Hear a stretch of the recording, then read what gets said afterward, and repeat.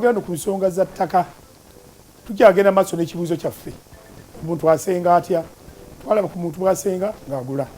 Waliwo omuntu asenga nga bamuwadde. Abantu bangi tugabye ebibanja. Atubigabira abaana baffe, bakyala baffe, mikwano gyaffe, bitongole. Abamu babituwa ne wano Bwakabaka ne batuddiza. Naye ekizibu kye tulina ti abantu baffe tebaagala kugabira ddala. Lwaki ngamba bwe ntyo? Omuntu agaba ekibanja n'atassaawo kiwandiiko.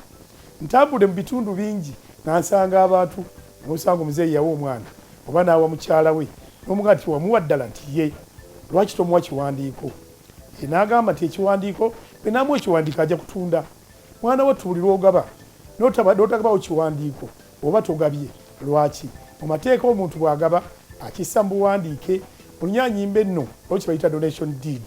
Eyo nno walina ojjukwa n'ogamba nti omuntu muwadde bwoya kitegeeze wa ddembe okutwala ekintu ekyo.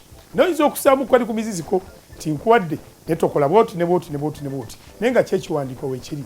Tukubiriza abantu ba Kabaka yonna gye muli ti yadde ogabye gw'ogabidde oyo yenna okwewala ebiyinza okujja eyo mu maaso bw'oba omugabidde ng'oyise mu mateeka kuba etteeka ligamba nti era n'okugaba olina okusobola okufuna olukusa okuva ewa nannyini ttaka. Nolwekyo yita mu mitendera gyonna olabe nti kyogabye kirina ebiwandiiko ate ebituukana n'amateeka.